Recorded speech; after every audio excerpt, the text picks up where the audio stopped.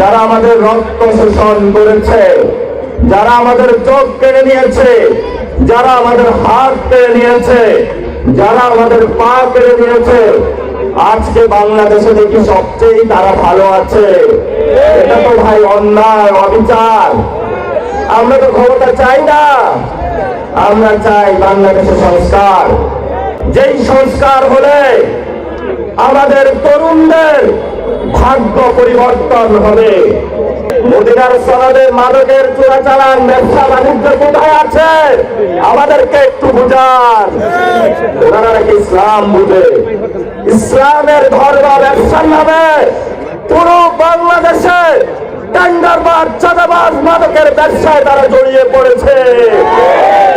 আমরা আপনাদেরকে সংশোধনের জন্য এসেছি। যেখানেই যাই এখানেই সমস্যা, সর্বাঙ্গে ব্যথা, ঔষধ দিব কোথা। পুরা দেশটা নষ্ট করে দিচ্ছে। কথা বললে নাসিরউদ্দিন খারাপ, কাউকে তো ফুলের টোকা দেই না, গালাগালি তো দূরের কথা। আমরা সত্য কথা বলি, সত্য কথা বললেই বলে গালাগালি।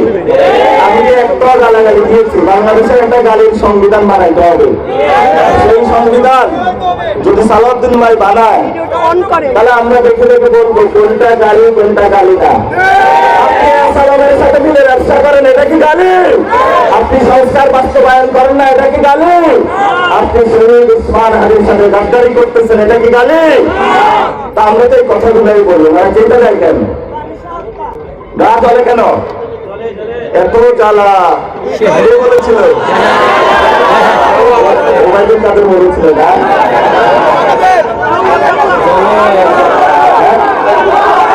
অনেক চলে তাদের। এখন যেই পথে গেছে আওয়ামী লীগ, বিএনপি ওই পথে যাইতেছে। আমাদের করার কি? পথ যদি দিল্লির দিকে বানান, আমরা বলবো ঢাকায় আপনারা আস্তানা করুন। ভবিষ্যতে দক্ষিণ এশিয়ায় ঢাকা নেতৃত্ব দিলে বাংলাদেশের তরুণরা পরিশ্রম করছে। ওভার টাইম না দেন তাহলে 8 ঘন্টার মধ্যে সীমাবদ্ধ রাখতে হবে। ওদের বাসস্থানের ব্যবস্থা করতে হবে। আপনারা তাদেরকে একটা কিলিং ঝুলে ঠেলে দেন, বলেন বাচ্চাদেরকে হত্যা করতে। জনগণের মুখোমুখি পুলিশকে দাঁড় করাবেন না। জনগণ এবং পুলিশকে ঐক্যবদ্ধভাবে শক্তিশালী করে সন্ত্রাসীদেরকে দৌড়ানি দিতে হবে। আমরা পুলিশ ভাইদেরকে বলবো, জনতা আপনাদের সাথে আছে, মনোবল হারাবেন না। আপনাদেরকে শেখ হাসিনা যেভাবে ব্যবহার করেছিল, আমরা ক্ষমতায় আসলে আপনাদেরকে এইভাবে ব্যবহার করব না। ওরা পুলিশকে যেভাবে গালি দিয়ে কাজ করায়, ভালোবাসা দিয়ে মন জয় করতে পারে না, জোর করে মন জয় করতে চায়। জোর করে কি মন জয় করা যায়?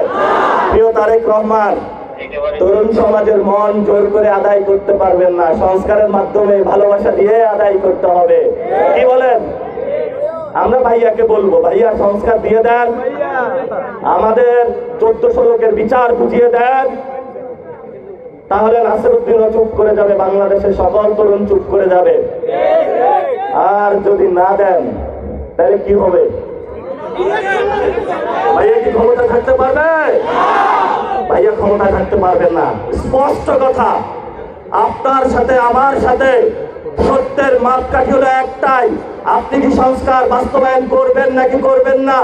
যদি সংস্কার করেন আপনি ক্ষমতায় থাকবেন, যদি সংস্কার বাস্তবায়ন না করেন আপনি ক্ষমতায় থাকতে পারবেন না।